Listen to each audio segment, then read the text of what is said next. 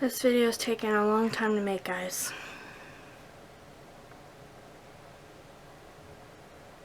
A long time. Hi guys, and welcome back to my channel. I know it's been a few months since I've been on there, probably about 4 or 5. As you probably guessed or saw from the thumbnail and the title, Cleo passed away.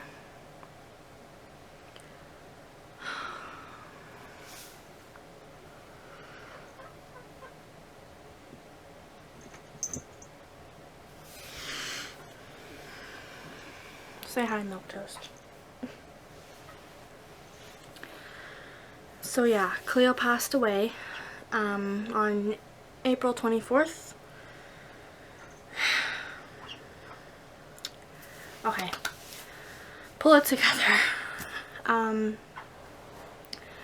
It's been a few months. I'm filming this in August. Like I said, she passed away in April, so it's been a few months.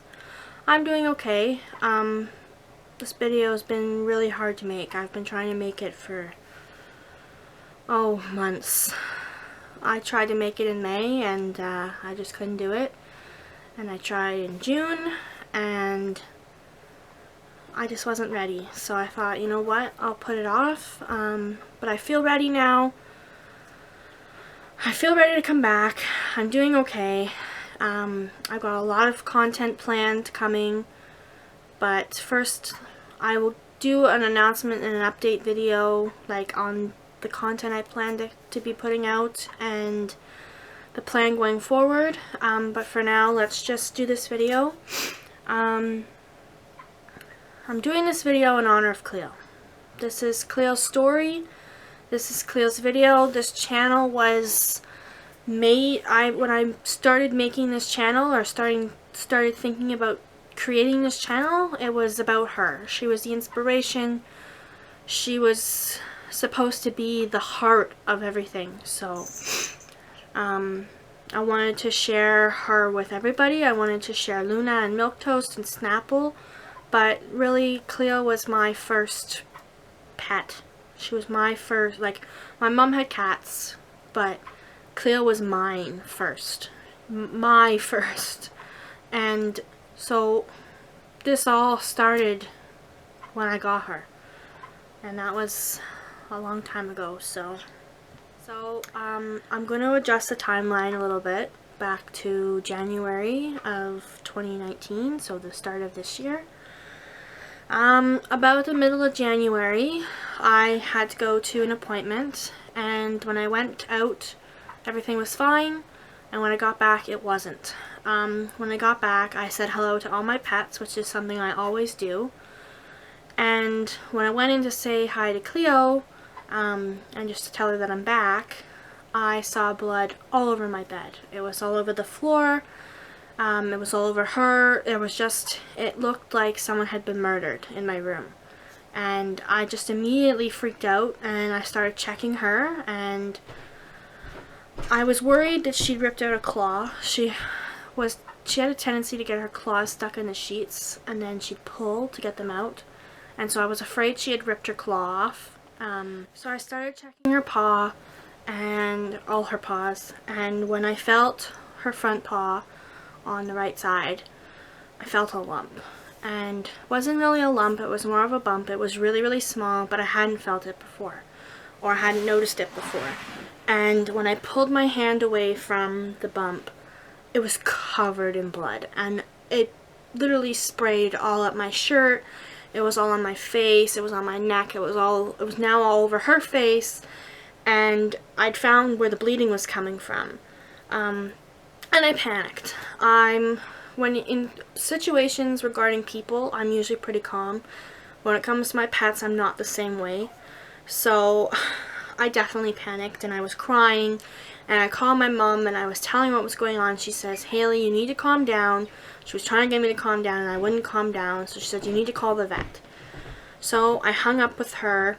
I called the vet. I told her what was going on, and the receptionist said, "Okay, try applying some pressure for about 10 minutes. She said, "I'll stay on the phone with you." Excuse me. I'll stay on the phone with you, try and apply some pressure for about 10 minutes and see if it stops. So I did that, which I should have done anyways. I'm going to be a nurse in a couple months, and it should have been the first thing I thought of, but like I said, I panic when it comes to my animals. So I did that. The bleeding didn't stop. She said, alright, I have an appointment in an hour. Bring her in. It's an emergency. We need to see her. I said, okay, great. I'll be there. So I hung up. I called my grandparents. I explained everything. I was crying with them. I said, the bleeding won't stop. Like, we have an appointment in an hour. Can you please help me? So they came back. I don't know if I've said any of this or anything, but my grandparents actually live upstairs, and then I live downstairs in their basement apartment. So they came back to get me. Obviously I was panicked and very upset. And then they drove me over to the vet with Cleo. And we got in. We were seen right away. We didn't wait, nothing. We were taken right in. And the vet came in and she started looking at Cleo. She was holding bandages to the paw, and she said, okay, we're going to do some blood work. I said, okay. So she took the blood work, and they got the bleeding to stop, and with some gauze, and they had like a, not a spray or a cream, but kind of like a foam, maybe, like it was foam. But it wasn't really foamy, but it was kind of like the same texture as like a foam would be, like something light that would pack it. And so she said, yeah, it's definitely a bump. She was feeling around. She said it's very much on the surface. She didn't feel like it was deep in the paw. It was very surface, like you could actually see it. And you could see where it was open. You could see kind of everything except, like, I guess what was attaching it to the paw in the first place. And she said, based on my opinion, she says, based on, because I got Cleo's blood work done at her yearly appointment. She said, based on the last appointment, let's go with the assumption that it's a cyst. Cancer obviously popped in when she said a lump, but when she said it's very close to the surface, that's normally not what a tumor presents as. It's usually deep in the paw. It's not something that can be seen. So, cancer kind of fell into the back of my mind, and we went with this being a cyst. And we talked through our options. There was only really two options. One was we surgically remove it. It's about a 10-minute surgery. She goes in for the day and she comes home in the evening. Obviously that came with its own risk. She was 15 years old, and she did have to have a sedation. But we felt that with her health being the way it was, she would pull through, no problems. The other one was to leave it on because of the risk of her passing away during surgery. The thing with that is, if we left it on, it would kill her because eventually it would get infected and her paw would just die. So from the infection, even if we treated with antibiotics, it would still attack the paw. So obviously I was choosing to have it surgically removed. I knew the risk that she could pass away, but like I said, with her health being so great, we thought, okay, you know what, I can take the little risk and have her for more years than not take the risk and she pass away from something that was preventable. So I booked the surgery. She gave me some next steps, and, you know, just watch out. She is bleeding, so we need to make sure that she's not dizzy or passing out or whatever, because she is older, so she is more fragile. And I said, okay, I'll watch out. The surgery was about 2 weeks away, so we went home. Everything was fine. The 2 weeks flew by, and it was day of surgery. So we brought her in.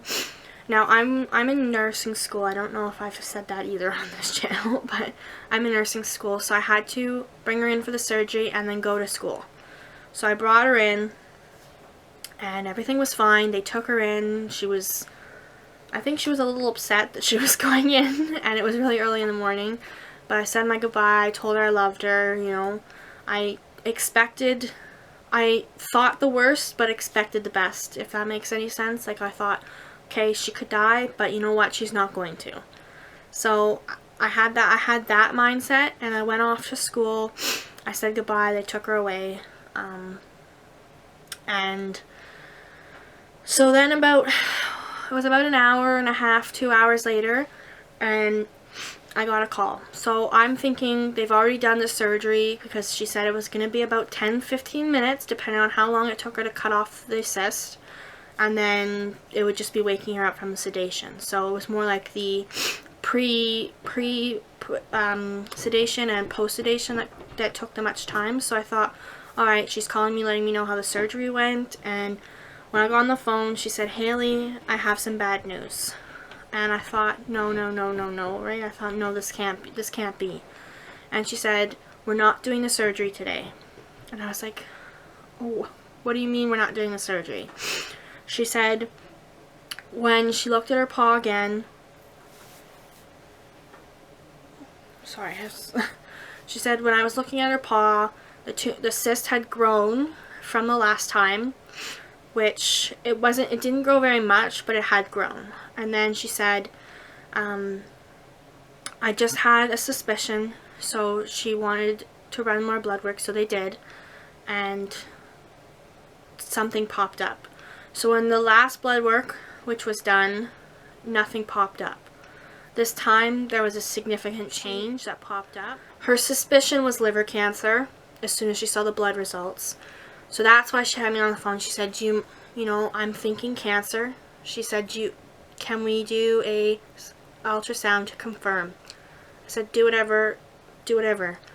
And so they went ahead, they did the ultrasound, and about 2 hours after that, she called me back and she said, I'm really sorry, Haley, but we've confirmed she has cancer, and most of the tumors were in her liver, so she said it's most likely liver cancer. And oh geez, that was a hit. And then she said, from the stage of the tumors or the look of the tumors in her liver, they had been there first. So the tumor on her paw was metastasized cancer. And for those who don't know what metastasized is, it's cancer that has broken off and traveled from the original cancer site. So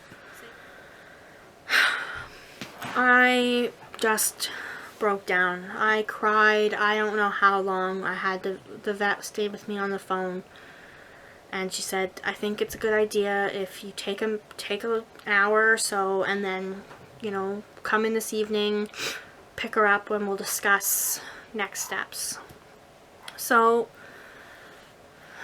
I don't even remember, like, once I got off the phone with her, I just remember crying. I don't remember what I did. I don't remember going to the vet. I just remember, you know, holding her in my arms at the vet, crying.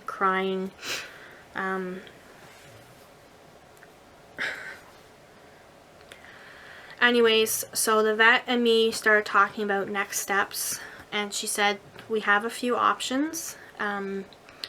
One, we could do chemotherapy or radiation, whichever one would have worked, like would have been best for her. But she said with her age, the likelihood and the stage of the cancer, considering it had already metastasized, she said the likelihood is that was not going to work. And she said, you know, it's really sad. She said, I'm not telling you you shouldn't do it if you don't feel that that's what you want to do. But she said that her quality of life would be poor. And when I went into that vet that day, I knew that I was going to put her quality of life over anything else. And then the second option was we could try some medication, usually done with chemo or radiation. But again, that would have affected her quality of life, and it might not have worked. So the last option was palliative care, which is comfort measures, as we ease her into her final days. So I had to think what was best for her and what would I want in her situation. And having to make that decision was honestly the worst decision ever in my life. And it's not that I regret it, it's that I wish I never had to do it. Cleo was a cat that had survived she almost died when she was like 12 years old because she had some kind of serious infection from an allergy. So I had already almost lost her. So her making it to 15 was a miracle anyways. So her having to live through those treatments and then that might not even work, and the treatments itself could kill her. I don't want to say the decision was easy because it wasn't, but it was at the same time. Like, I wasn't going to put her through pain and, you know, feeling ill and that kind of thing just to hope that she survives. You know, if I knew there was a chance she could, like if I knew that we had a fighting chance, I would have. I wouldn't have cared how much money it costs. I would have done it. But I knew she didn't have that fighting chance. I knew we were going down the palliative road. I knew that this was going to be the end of her. I just had the feeling in my gut. With palliative care, it was every 2 or 3 weeks she would go in for an appointment and we would reassess how she's doing.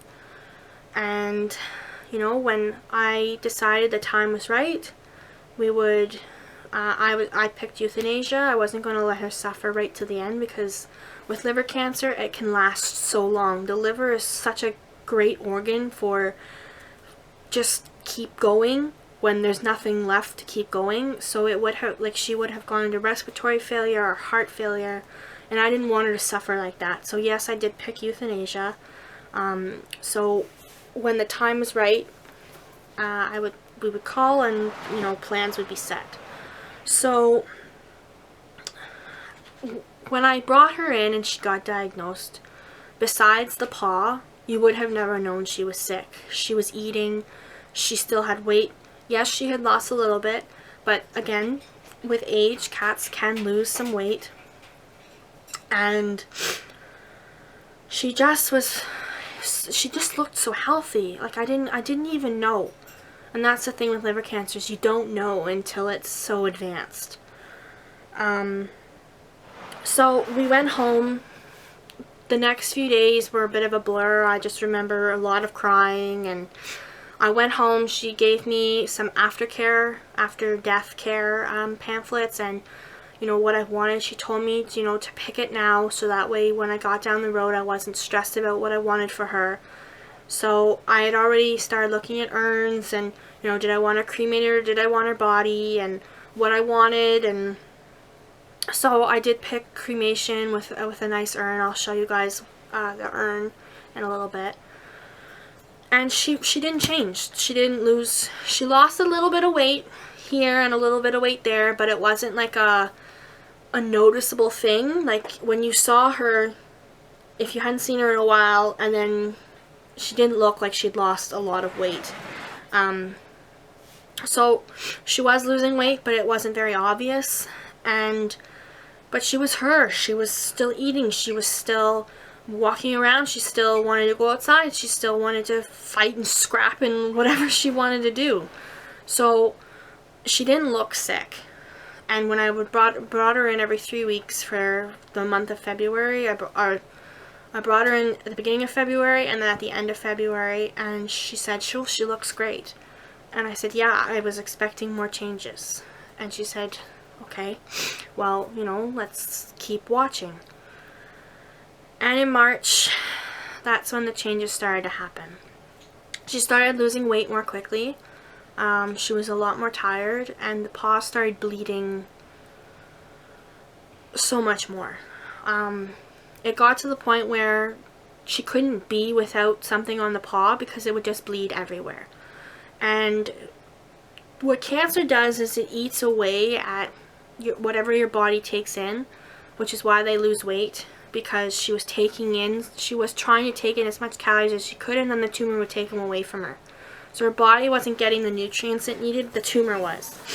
And plus the fact that she was losing blood, so that started affecting her a lot.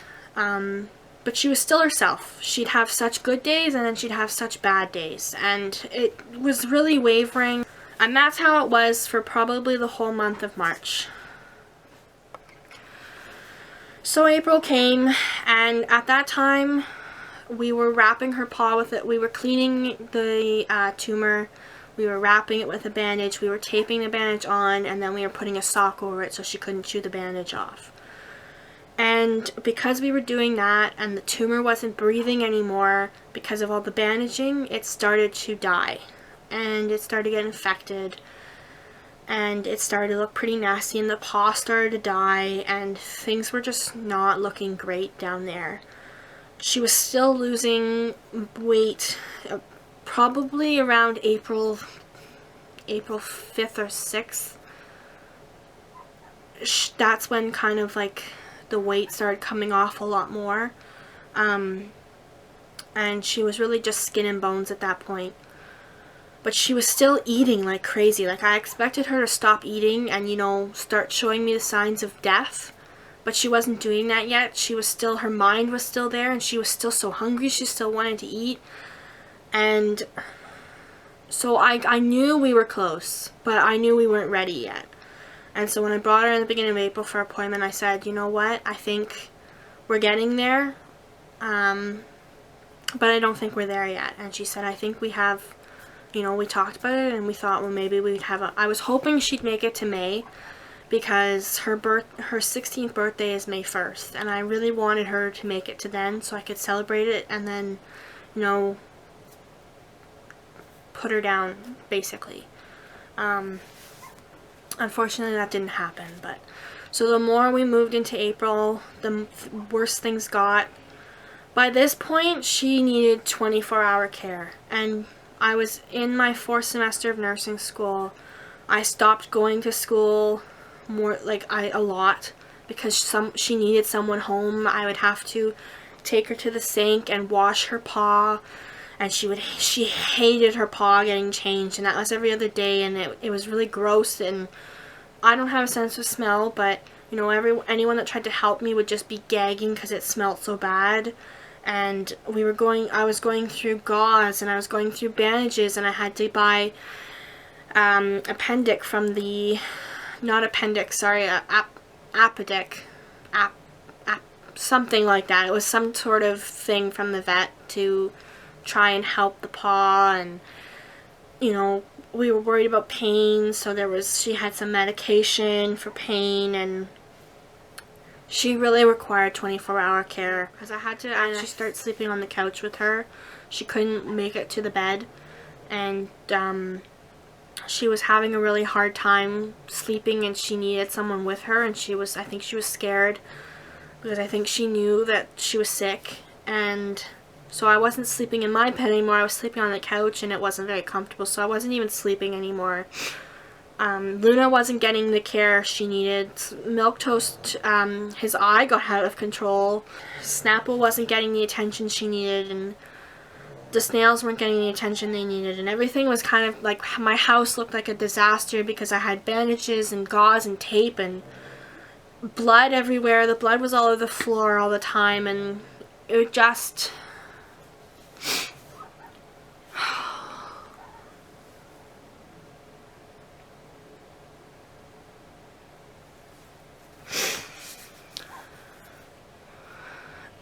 It's really hard to look back and think about it now, because, you know, she was still herself, and it was almost like her body was failing, but her mind wasn't.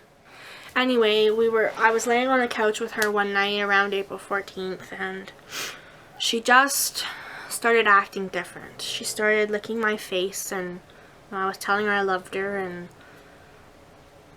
she just started, you know, well, not nodding her head, but, you know, licking my face in a way that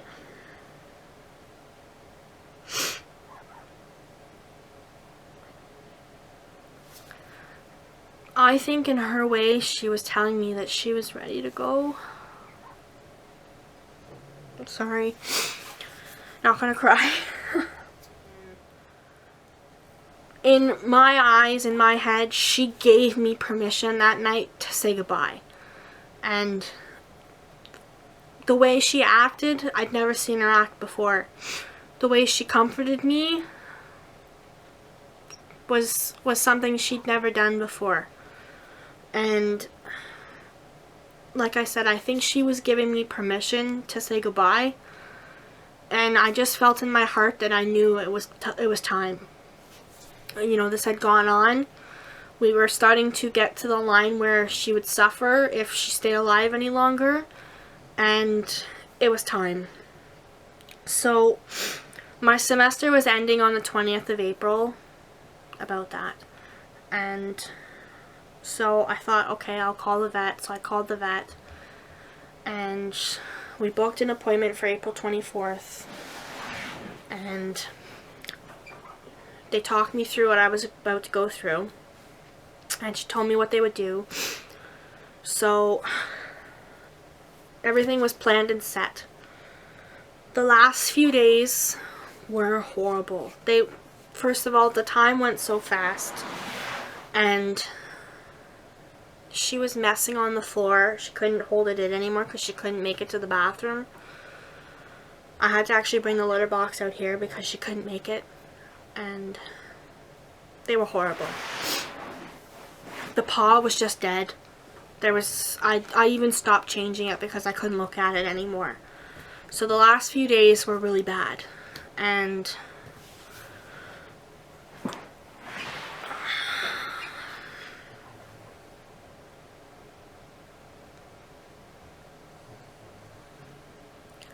then April 24th came.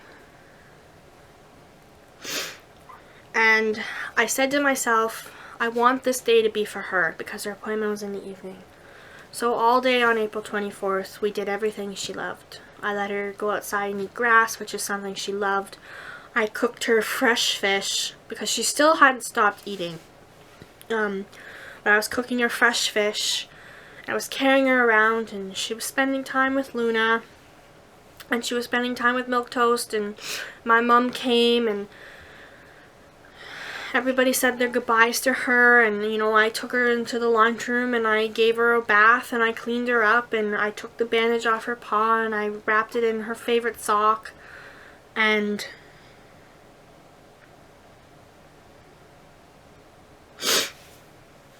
I just wanted her to have the best last day she possibly could. And I think in my heart I gave that to her, because I'd never seen her happier than when she was outside eating the grass, and she was with her best friend. And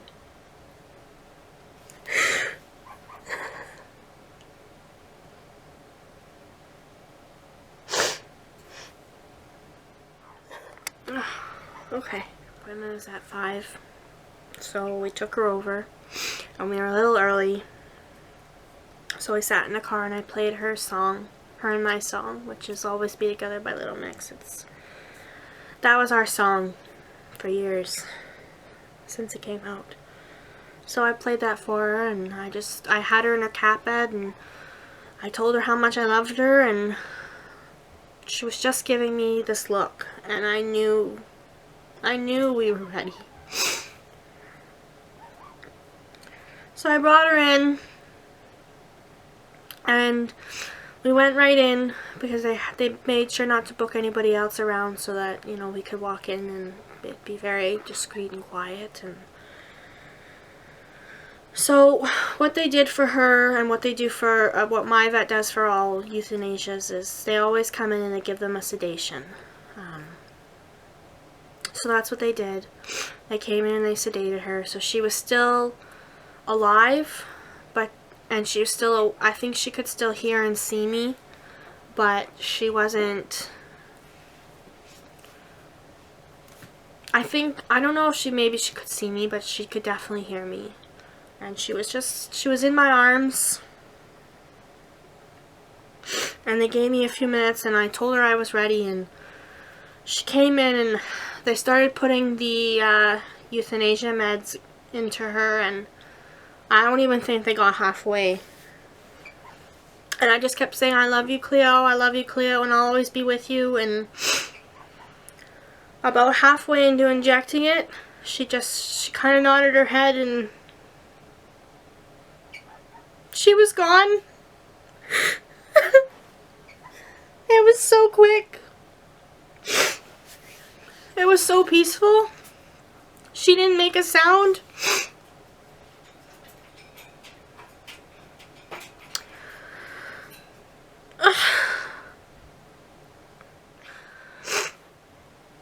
I can't describe the feeling that I felt. I almost felt relief because she wasn't going to be suffering or in pain anymore. But at the same time that this was my best friend, and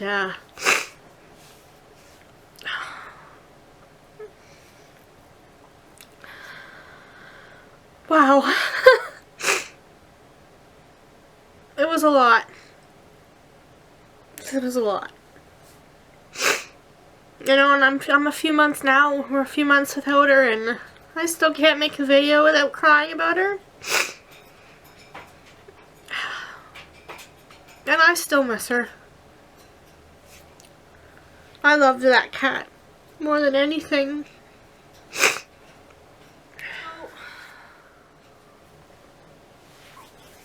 Yeah, that's it. A few days later, the urn with her came back in, and I went back and I picked it up, and I thanked everybody for all their help and everything they did for me, because they were really great.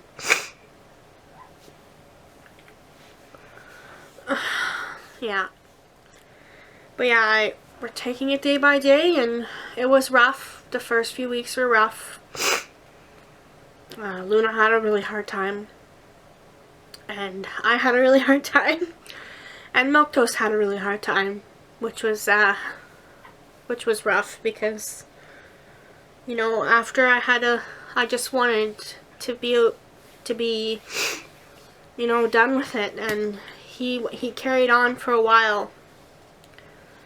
I think he was lonely. I think he missed her. And I wasn't anything I could do because I don't think he wanted me. I think he wanted her.